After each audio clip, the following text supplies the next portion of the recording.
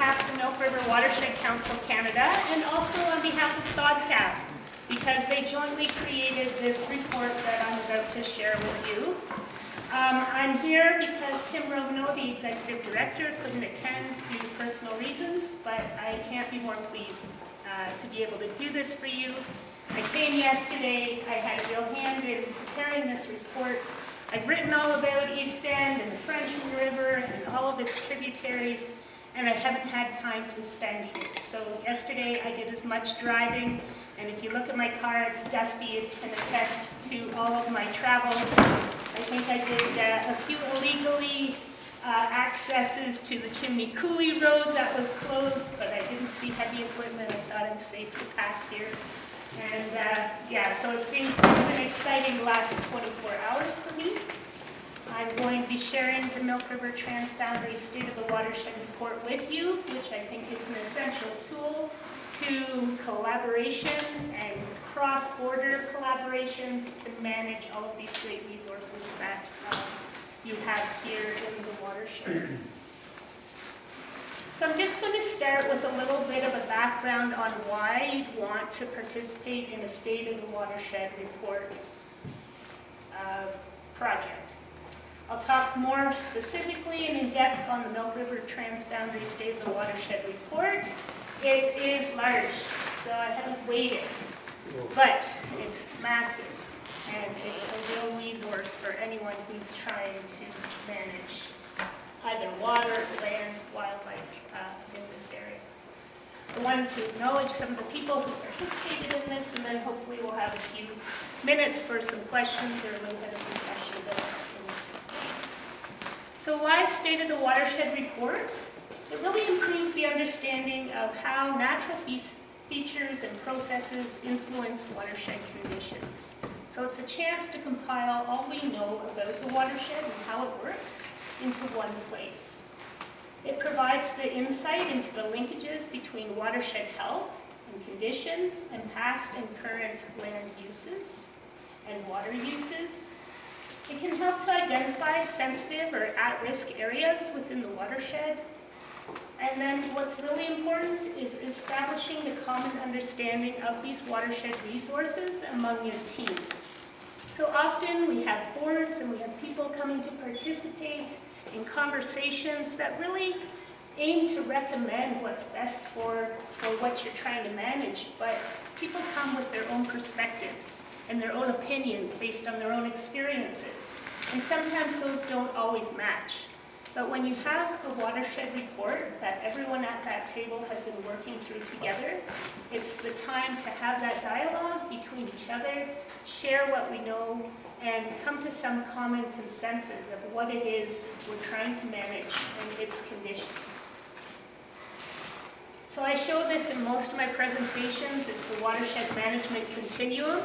And it really is a simple diagram, but it is the key to success, I think. For a lot of watershed groups, whether it be the SODCAP or the Milk River Watershed Council in Alberta or down in Montana, this is really a good template on what needs to be done. Building partnerships, and the second step is characterizing the watershed. And how you can do that is through the State of the Watershed report. Then you devise your plans, so you can plan, discuss, implement your recommendations, and then you come back around to, okay, have what we recommended achieve the outcomes that we have wanted to achieve.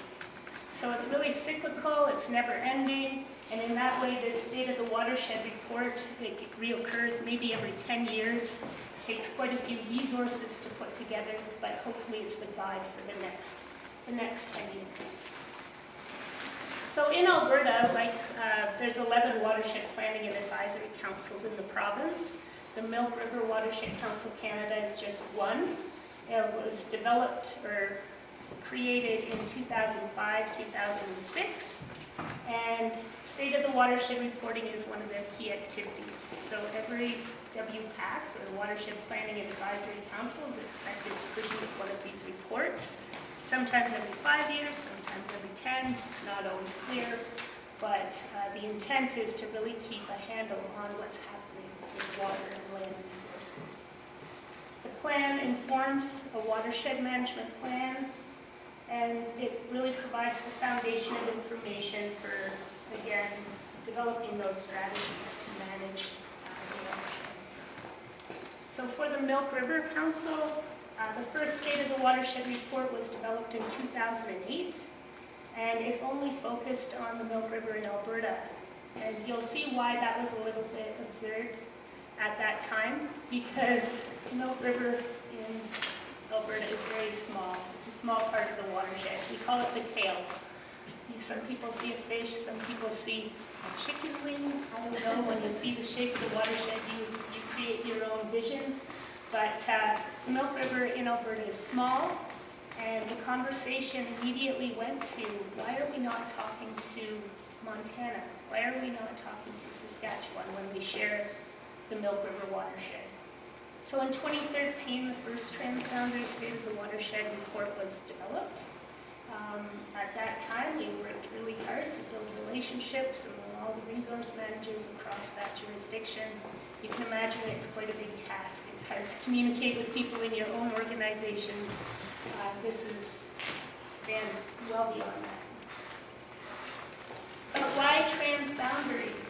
So now when we look at the watershed, we see all these political boundaries placed. You see the Canada U.S. border, so the Medicine Line. You see the Alberta provincial Saskatchewan boundary within Canada. And you see all of the rural municipality or urban municipal political boundaries. And those boundaries is what we usually tend to plan on.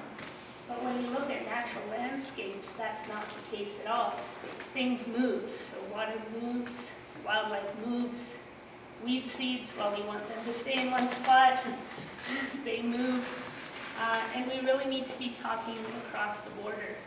So I just wanted to share with you Mike Bruishead, also known as Nina Pixie from the Kainai First Nation. He, I think, said it best, that there were no boundaries. It was just the Milk River flowing across our Blackfeet territory until the 1800s, when the 49th parallel being created as the border and so-called Medicine Line. By creating these borders, it created a separation. So a separation of all, for him, the Blackfeet people. However, water, plants, and wildlife continue to cross the border unfettered. And it's something that we really take to heart now. We can't do this alone. And I think everyone in the Milk River watershed relates to Alberta if you're in Saskatchewan, or relates to Montana, because you share the same resources. And when John Thorson, who was an adjudicator for the U.S. government down in Arizona, he talked about water that links us to our neighbor in a way more profound and complex than any other. And that can't be truer. When you're downstream of somebody on a tributary or a water system, you know it. When you look at the Milk River and all the challenges that are being faced there now, it bonds you as communities, as people. So really the transboundary approach, I guess there's really no going back. We're all in this together. So in updating the transboundary report just this past year, we looked at extending the monitoring data, so from the 2013 report to present, so updating everything, improving the coverage of information for a lot of the content and some of the maps that were created, having greater consideration of climate change and climate variability in the context of watershed resiliency, so what's going to keep this watershed functioning into the long term. We wanted to see greater representation and consideration of knowledge held by First Nations, and then also better discuss some of the key events that have occurred during the last 10 years. So there's been so much. So people ask, why did this report get so large? Like, how come? Well, we're busy. We're busy in the Milk River watershed. Back in 2013, the first Government of Canada, or PFRA pastures, were transferred to the province of Saskatchewan. Between 2015 and 17, we saw a series of wildfires sparked up in the watershed. In 2017, there was an early shutdown of the Milk River diversion that keeps the flow of the Milk River into Alberta flowing. So that was a concern. In 2019, the Riding on Stone Provincial Park became a UNESCO World Heritage Site, which was very exciting. In 2020, we had the catastrophic failure of Ground Structure 5 in Montana. That again shut down St. Mary Milk River diversions to Alberta and downstream communities. In 2021, the International Joint Commission, or the IJC, announced its funding to explore administrative and also structural options for solutions to secure water, make that a little bit more of a secure water supply for all involved, all countries. So we tried to capture all of those things and many more in the report. Just wanted to highlight in the making of the report, there was over 60 data or information contributors, more than 38 total contributors, about 337 GIS and mapping hours. There was discussions, data compilation and writing, as well as a layout and design person hired to make the report look nice. So it is large, but there's lots of data in there. That it's not something you just sit down with and try to read front to back. You pick your pieces and you look nice. This was a joint venture between the Milk River Watershed Council and SODCAP, as well as partners in Montana. Unfortunately, the Milk River Watershed Alliance, who partnered on the project in 2013, was no longer available, but a lot of state staff from the Department of Natural Resource Conservation, the USGS, all that contributed, so they are in the report as well. I'm going to go through some of these aspects of the table of contents. I'm not going to spend a lot of time on them, so I'm going to go fairly quickly to fit within my time frame. But I do have a copy of the report and I plan to stay until dinner, so please come and see me and have a look through the report and we can talk about things. So just in terms of the introduction, I already talked about the benefits of the transboundary reporting. That's not just for the individual team, but when you see the International Joint Commission working on solutions, this is a real resource for them. So we can hopefully share all of the report with them. So we want to have common reporting for similar ecological regions in terms of the methods that we use to collect the information and standards that we want to achieve in terms of quality, the quantity of resources in the system. And again, improving the collective knowledge on the state of those resources. We can help interpret our own observations. So understanding what's happening, for instance, with the pronghorn down in Montana can help understand what the pronghorn are doing here in Saskatchewan when you have that cross-sharing of information. And again, it builds stronger relationships among everybody. So there is inherent challenges to working transboundary on a report like this.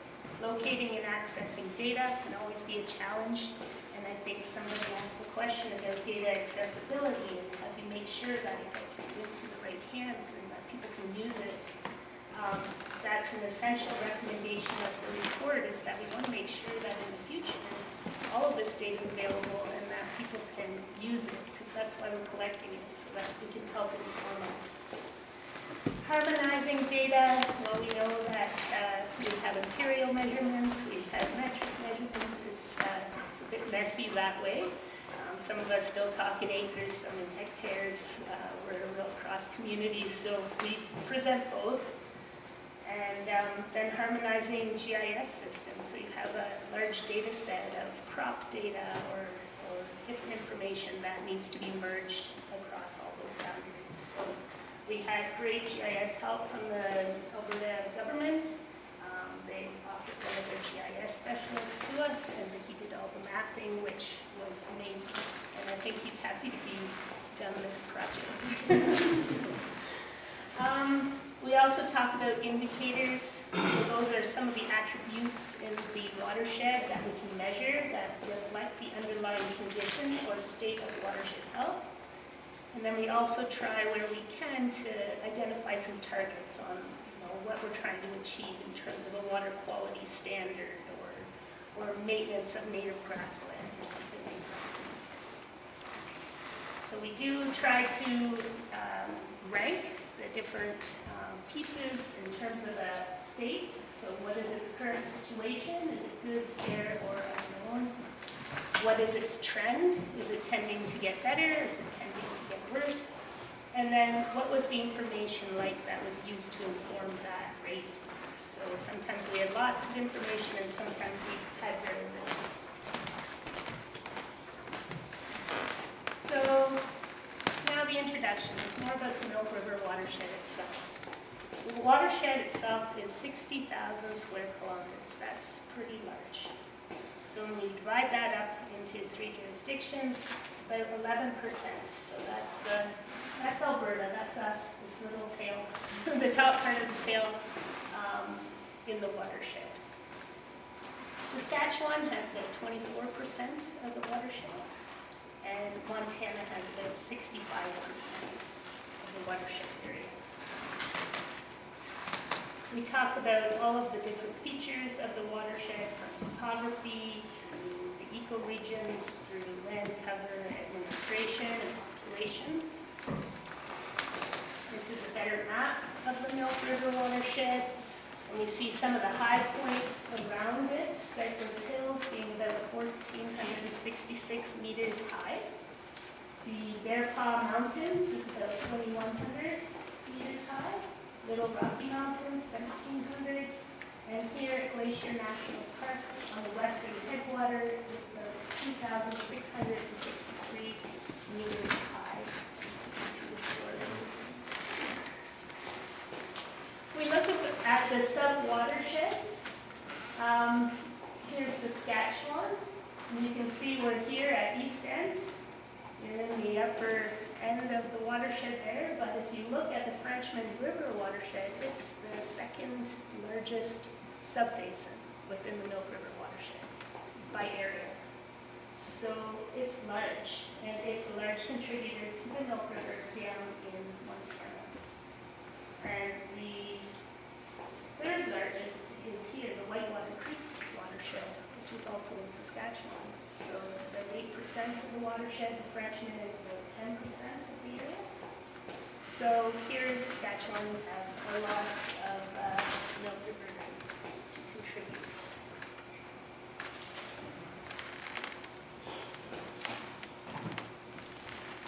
So here's just a geological map of the watershed, and again, this is kind of the first attempts at doing this. It was in the last report, but what a resource to be able to see all the formations underground that span from Montana, Saskatchewan, and Alberta. We tried to color things in the same color so that we can compare what the similar formations are, even if they have different names. So in Montana, they have different names for different formations compared to Alberta. And we tried to make geology a little more interesting for people, so we've included a section on dinosaurs.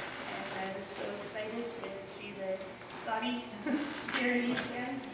But yeah, tons of geology happening here in the watershed. So official geology, similarly, mapping. We did not have Montana included in the last report, so that was an update. And soils. So there have been changes to soils namings, and soil nomenclature between the jurisdictions. We also looked at climate and hydrology, so we were investigating the paleohydrology, which is using the tree rings and how trees grow to hindcast on river flows.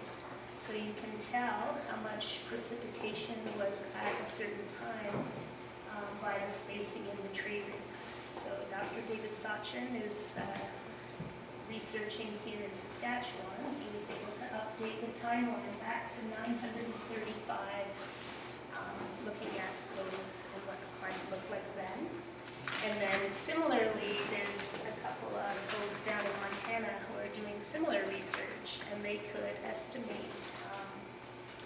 drought recurring for the last, I think they went back to 1700, something like that. They looked at the Rocky Mountain region, they looked at the foothill region, and then they looked at the prairies. And they used the Frenchman, Battle, and Lodge Creek as their prairie examples.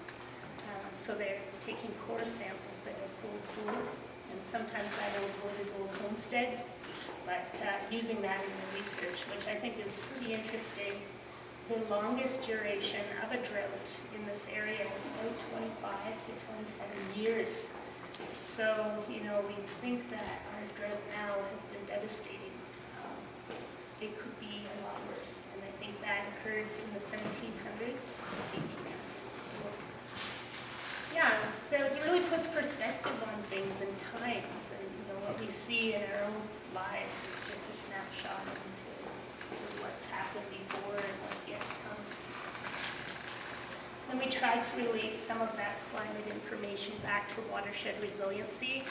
Ducks Unlimited in Montana have created a resiliency map, so looking at different vegetative cover and precipitation and predictions to see which areas are most resilient.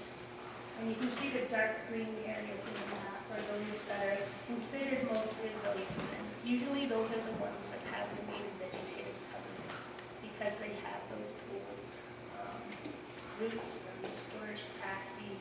And they have the ability to recover from an event, more so than a disturbed setting. We looked at land holdings between federal, provincial, and municipal jurisdictions and freehold and First Nations lands. And trying to find the population of rural municipalities is very difficult. We found, spent quite a long time doing that and decided to use building density as an estimate alongside any real data that we had. But this is a map of building densities. And you can see how important, especially down here, the Milk River is to all those communities that rely on it. So you can see the population following some of the water in the basin. We have a chapter on surface water quantity and allocation. We started the chapter really describing what water management looks like in the basin because it's very complicated. It's really structured around the Boundary Waters Treaty that was signed back in 1909, and then how it was administered in 1921 that apportions the water between our St. Mary River and our Milk River, and then also the Master Agreement on Apportionment, which was signed in 1969, that divides the water between Alberta and Saskatchewan, so interprovincial water. We also talked about tribal management. So right now, Blackfeet Water Rights Compact is just being signed. It's waiting for its final signature, I believe. And Fort Belknap Indian Community Compact will also be coming online, which again means sharing the water differently. And it's been a long time waiting for them, so I'm pretty excited that they're at this point in time to be receiving their water. All of the water in the basin is measured by about 64 gauging stations. 30 of those gauging stations are here in Saskatchewan within the basin. So all of these spots, some of them are used for international apportionment. Frenchman, you know, is also apportioned with Montana. Just have some flow charts on how water moves through the system. If you ever get a chance to go to Bab, Montana, and see the headwaters of the Milk River, it's pretty interesting. One of those siphons, as you know, burst, and it's currently being replaced, but it's very old infrastructure. It's fascinating how they can take the St. Mary River water and drive it by gravity across St. Mary River and up into a Milk River canal, and that's how they obtain their 75% apportioned share of the St. Mary River. What that does for Milk River in Alberta, this is a natural flow regime during the diversion period that happens usually about April through October, is this increase in flow. So this is not natural. This is the St. Mary River water flowing through the Milk River, and this is its natural flow. So we talk about that. We talk about recorded flow and natural flow of all the main systems on the Milk River. Also for Battle Creek for the last 30 or so years, and Lodge Creek, looking at natural recorded flows, Middle Creek, and also the Frenchman River. So it's great to be able to compile all of the data that we have, and it's measured and really accounted for drop by drop. We also look at water use and also apportionment. Water use in the Frenchman Basin, you really couldn't see a trend in changes in use over time. The data is kind of up and down, but it seems to be increasing in Battle Creek and also at Lodge Creek from what you can see. And then we also looked at whether or needing apportioned flows. So you know the master agreement of apportionment's in place. Are we actually able to meet it? What does that look like? Looks like there's been a surplus for the most part from Alberta to Saskatchewan, and also from Saskatchewan to Montana of flows in the Battle, Middle, and Lodge Creeks, and also the Frenchman River. There's only 2 instances since 2012 where that apportionment wasn't met, and they were very minor. So that's really good. We talk about the catastrophic failure of that drop structure, which at that time was the most impactful event in the last 10 years, but now that we know the siphon has burst, I think that has become, unfortunately, the next task. We also talk about surface water quality, and so we're measuring that in Alberta. I did not find too much information on Saskatchewan, so there's only a couple of sites that have been monitored on the Frenchman, and they're really in relation to a dam site, so it wasn't representative of the system. So I'm hoping that's one recommendation we can bring forward, is that water quality be measured in some of these creeks and rivers. What's interesting on the Milk River main stem is the impact of the diversion water on Milk River water quality, because it changes. You can tell that with the influx of St. Mary River water, the salt concentration in the Milk River goes down so significantly. So Milk River is naturally very high in salt, and so that provides a dilution effect. But oppositely, things like total phosphorus and suspended sediment increase because you have a higher rate of erosion and bed sediment turbulence, so it gets transported downstream. So with a long-term water quality monitoring program, that those trends are quite clear. Fort Belknap, the Army and the Dakota Nation, they do a lot of monitoring, as well as the Blackfeet Nation. So they feed their information into the U.S. data set. So we've got a lot of information on some of their tributaries as well. Just go pretty quickly. Lots of groundwater wells in the basin. All of these dots are groundwater wells, and the trend is that they're increasing in number. What was interesting, that we do some surface monitoring at Red Creek in Alberta, and there's high selenium in that water. And when we started to compile some of the groundwater quality data from some of those nations in the States, it's high in selenium, and that area feeds into Red Creek. So it was neat to be able to make some of those connections and why we're observing things.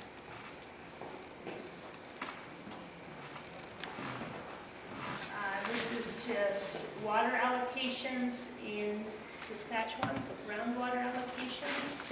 We see high use of groundwater for irrigation in Saskatchewan. We don't irrigate with groundwater in Alberta, but they also do in Montana, so it's kind of interesting. looked at riparian areas and wetlands.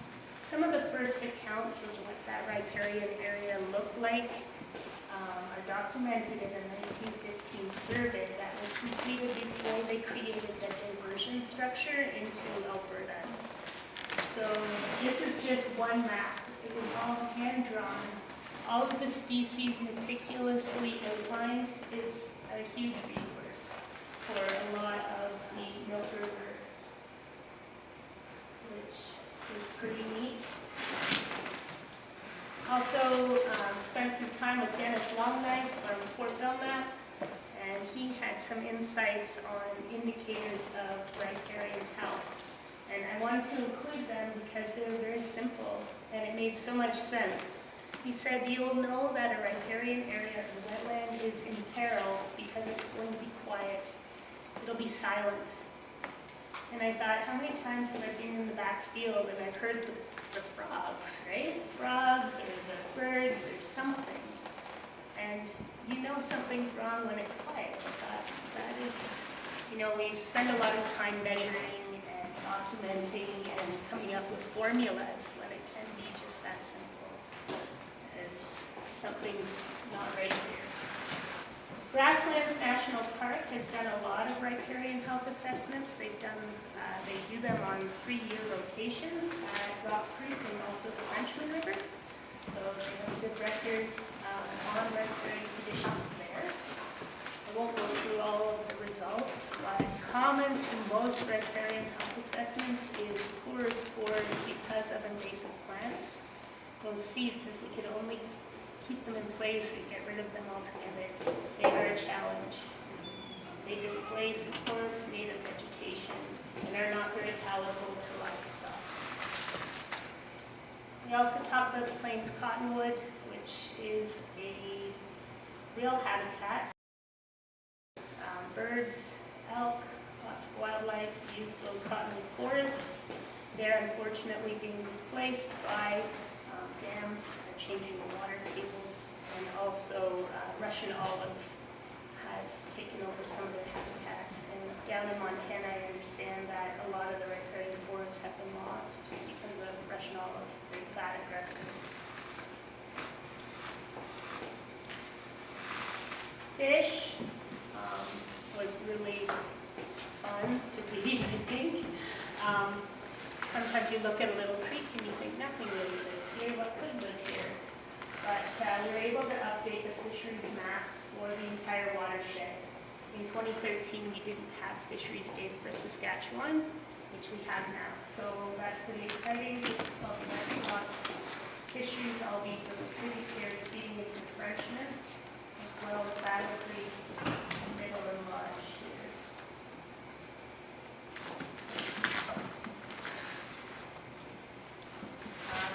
In Alberta, we've done a lot of fisheries assessments because of species at risk, so we're really trying to find changes in species composition, abundance, or changes in distribution across the watershed. And we'll do that by comparing the various data sets for different timelines. You won't be able to beat this massive fish list that you have here for all those tributaries in Saskatchewan. But these are all your tributaries, and these are the species that are found in each of them. Grassy minnow, plains sucker, plains minnow are all of concern here in Saskatchewan. The plains minnow, I think, is most interesting. It's got a very limited distribution here, and it has buoyant eggs. So the eggs need a distance that's uninhibited, so not fragmented, in order to float and mature. And I think that distance is around 100 kilometers. So if you think how many dams could be possible in a stretch of some of the creeks, it's really important for those minnow that it has an open system in order to survive. So that's why it's listed as threatened. Also talk about aquatic invasive species, and I'm sure everybody's familiar with the quagga and zebra mussel discussions and all of the news stations that are on the highways to try and stop them from entering some of our freshwater bodies. What surprised me was the number of detects. that were being found at the border. So even like 0.3% of detections on 3,000 vehicles or something, that's still significant because that means so many boats did actually get that far, right? So you can read more about that. We talk about grassland breeding bird surveys and some of that data. Am I doing for time with this stuff? We talked about the burrowing owl. We know that that species has been declining for quite some time. Operation Grassland Community helped gather that data as well as some of the sage grouse data. I have a map to share from Paul Jones with ACA that shows actually the migration routes of the pronghorn, which I think is really interesting. I saw two on my way here today, or yesterday. We talk about vegetation and invasive plants.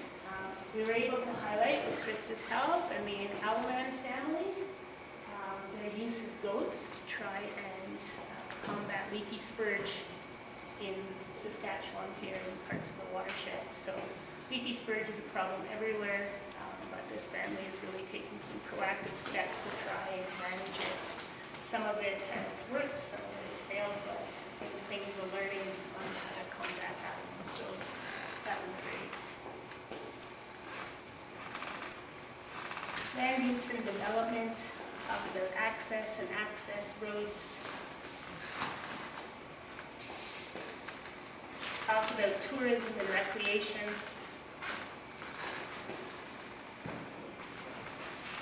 Talk about agriculture and crop production and range management and range health.